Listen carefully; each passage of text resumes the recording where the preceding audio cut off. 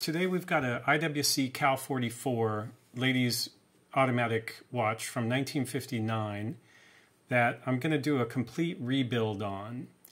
And this watch cost me 210 Swiss francs on Ricardo, auction website here in Switzerland. And I took it up to the Vallée de Joux to ask a watchmaker how much it would cost to have it revised, and they said 600 francs, which is over $600, or was at the time. So I thought to myself, you know what, I'll just revise this myself. So the first thing we're going to do here is take the movement out of the case. So you unscrew these two movement retention screws, which have these little tabs. You remove both of those, and then you can dump the movement out of the case. So we're going to then put the case aside for later. Going to clean that along with cleaning all of the disassembled parts of the watch as well. Plus we're going to relume this watch so it gets its glow-in-the-dark capabilities back. So first I'm going to remove the hands from the movement, and we use that little plastic thing to protect the dial from getting scratched by the hand removers. And I've already got the first hand off, and the second hand I'm going to put those in my work area here. I keep all the parts separated by number so I can keep track of where they go when I want to put them back. Now I'm going to take off the rotor. I've already loosened the screw for that, so I use some Rodico to lift the screw out of the hole there, and then remove the rotor from the back of the movement. And then I'm going to remove the balance wheel, which is held in by one screw, and then it has some pry points under it, so you can just kind of lift it straight up and rotate it out to pull that out of there. Now I'm going to remove some screws around the edges there, but before we go too far with that, the dial has to come off, and there's a screw there in the side to get the dial off. And the reason the dial needs to come off is that the cannon pinion is under it and the minute and hour hands wheels. So after unscrewing those wheels, we can get the dial off, and you can see the beautiful perlage on that main plate. And the dial is in great condition, so I'm going to set that aside. Now I'll continue with these screws to remove the various plates. This plate is related to the automatic movement. Albert Pellaton was a designer for IWC in the 1950s and designed this movement along with the Cal 852, 853, and 854, the men's versions of this movement. And it uses these two little claws on that gear that I'm removing now. You can see those two little brass claws. And as we put it back together again, we'll take a look at exactly how that works. But this little automatic movement bridge is coming off now. Set that aside. And now the automatic movement itself is free because that plate was holding that down. So this is kind of the key to that movement. That swings back and forth, and those two little claws claw on that gear. Let me slide that mat down so you can see. So I'm keeping track of where everything goes. And of course the video can help me with that as well if I get confused as to where a screw or a part came from or where it needs to go back. So now this is the gear on top of the main, on the barrel. And this has some tension on it because if there's a wind on the watch, which I think there was a bit of a wind on it, and it has a square hole in the center of that gear so that it doesn't slip. And then this is the click, called the click, which keeps that gear from going backwards. So when you wind it, it stores the energy and it can't unwind itself. And that click has a spring underneath it as well. So I've removed the click and the spring, and now I'm removing the gear and moving on to the main bridge plate, which has the train of wheels underneath it, and then the plate on top of that. Now, the center wheel is not going to come off because it has a cannon pinion on the bottom, and that's kind of press fit on there, but these other gears can come out. So we'll take those out, set them aside, take out the parts on this side for the keyless works, and then we'll flip it over and take off the rest of the keyless works on the underside. So the keyless works is basically this thing that switches when you pull the stem part way out, so you can switch from winding mode to setting mode. And there's some, these little plates and parts have kind of built-in springs, and also like the arm on this plate right here is a spring, and then there's also a spring underneath it right here. So those things, that's when you set your watch, you feel it snapping. Those springs are what are doing that snapping. And then this is a little lever, and then another little lever, and then the winding gear, and the other part of the winding mechanism. Now we can snap that cannon pinion off like that, and then turn this over again, and the center, the main gear has fallen out, as well as the pallet gear. Now we'll go ahead and remove the pallet fork, which is held down by one screw holding down the pallet fork plate.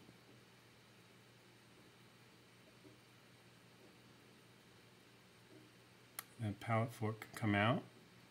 Look at how tiny that is. Just to compare that with a US dime. That's amazing. It's partly because this is a ladies' movement, but they're quite small even in the men's movements. So there's the main plate with everything removed. You can see that beautiful perlage on it because it's IWC. And here you can see that main plate, which is almost the exact same size as a dime, which I think is 17.5 millimeters. Now we're going to drop these case parts into ultrasonic cleaner and turn this on for a few minutes. The sound is disabled, so you don't have to listen to that. It makes a racket, but you can kind of see the dirt coming off in clouds. Now we're going to do the movement parts, the main plate, and then the smaller parts separately. So once that's all cleaned and rinsed, then we can start putting it back together again. So now putting the pallet fork back in place.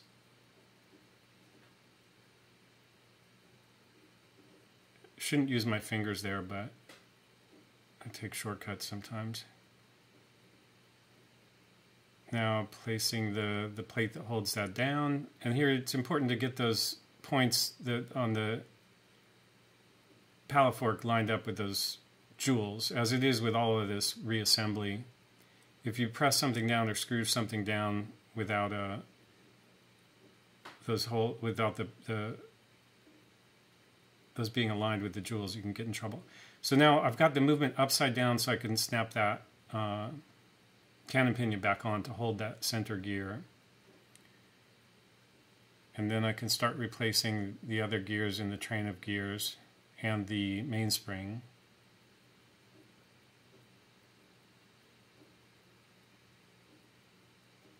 So each of those gears has to slip down into its jewel.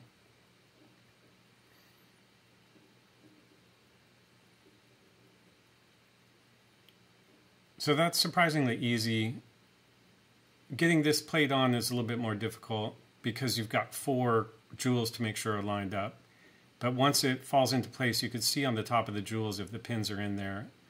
So once it comes down flat on both sides, you can start putting the screws back in.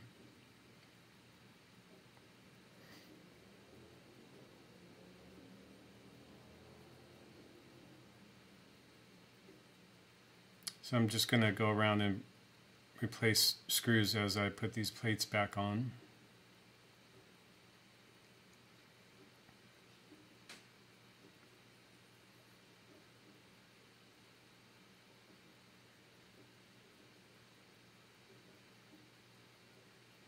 Now you can test the power flowing through the train of gears here. I'm moving the center gear and you see the pallet fork gear moving.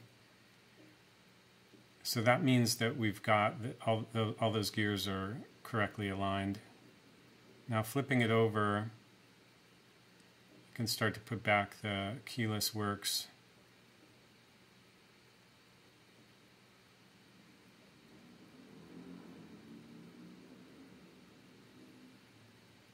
Now, I find this really relaxing and easy, this kind of working on watches. It's like something I do in my quiet time, and as you can see, it's very quick and just requires a little bit of concentration and kind of Zen attitude about it. It's not as difficult as it looks. Everything just goes back where it came from. It's pretty straightforward, right? You can see the top of my head there. I'm wearing magnifying glasses on top of my eyeglasses, which helps see this because of the scale. There's a spring. Springs are a little bit difficult to deal with, but you can, as you squeeze them into place, you can hold them down with something. Like here, I'm going to hold it with some Rodico, just to make sure it doesn't pop up and spring across my desk. So once that spring is kind of caught in there, then I can put this plate back on it. Again, that has that other kind of spring action which holds the keyless works into two different positions when it's set for setting or winding. And that's held in by one screw. And before I cock that arm on that, I'm going to screw the screw in, screw it part way down so that the whole thing doesn't, like to cock that spring with no screw there would be very difficult. But if I screw it down too far, it would also be very difficult. So I'd have to screw it halfway down, then cock it, as I did there. And then I screwed the screw down tight after finishing that. I didn't show that. But now flipping the movement over again, we can now put that click spring in there underneath the click wheel, and again that's the spring that holds the little single tooth gear that keeps the mainspring from unwinding as you wind it or as the automatic movement winds it. So that's a fussy little gear, fussy little spring, and it has to be in there just right. And the screw is designed so that it can't get tight. Like it's screwing it into a position that even if you tighten the screw, the little gear is still loose. And then the mainspring gear has a square fitting that attaches to the main spring so that that doesn't slip. And that can be screwed on after putting the click in place, and then the click can just be pulled back to grab that gear. So that spring action is all set up now on the click spring. And now we can put this part of the automatic movement. This is the little gear that is turned by the claws in that Pellaton movement. And put the Pellaton thingy back on there. And those gears, those two arms will have to be moved into position to grab the sides of that gear. But basically you need this plate in place to hold it because everything is so tiny and has to be on the correct plane. So you have to have this piece in place. Everything kind of has to slide down together into its correct position step by step. Now you can see the two claws on that gear, the winding gear. So once I screw down the plate that holds that down, then we can tinker with that winding mechanism a little bit, and you can see exactly how it works. Basically make sure that movement's tight in there, and then there's one screw that holds that.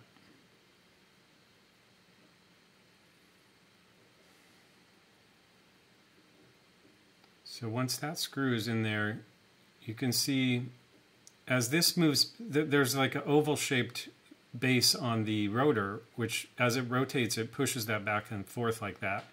and then those little claws drive that other gear. So I just set the pallet fork in the position for inserting the balance wheel. Now I have to catch the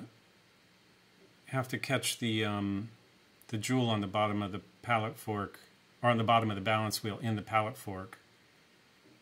And then once that's all in there and flat, lock down that balance wheel plate. And we can do a little test here, just make sure that power is getting to the balance wheel and that it's working. So there's something that you should know about this, which is that this movement, this is the first time I ever disassembled and rebuilt any movement. So when I saw this working, I was pretty excited because I've never even done a pocket watch movement or a men's watch movement. I had never disassembled a movement before. So I kind of took some time just to stare at this and think about the fact that I had done that successfully. I'd never even studied how to do it. I just kind of did it very carefully and then put it back together the same way it was. So it stopped there, but there's no wind on the spring, and it needs for some reason the stem and crown needed to be on it for it to run consistently. Now I've got the rotor back on it. It's running again. I put a wind on it and then took the stem out again. Now put the dial back on the movement. Tighten up the dial screws to hold that in place. And then we're ready to put that back in the case. You can see there's no loom on the hands though, because I've cleaned them. So I'm going to reloom the hands here. That's with Luminova from Tritech in Switzerland, Super Luminova loom. And just showing part of here, looming the indices on the dial. There was no loom on this dial originally, but I think it's hard to tell what time it is if you don't have dots on the dial. I messed that one up a little bit, but I fixed it. So as you're doing this, the stuff is fluid, so you can, if you make a mistake, you can wipe it up and fix it, and then check it with a black light, and check it that it looks good with the lights on as well. And then once it dries, the hands can go back on the movement, as I'm doing here. Since there's no date or seconds hand, that's pretty easy. Get the hands back on there, set at midnight, just so they line up on the hours. Then drop the movement back in the case. The case, as you saw, was cleaned. I also put a rubber gasket, O-ring gasket around it. You can kind of see there, so it'll be watertight when it's put back together. Putting those case holding screws and tabs back in there.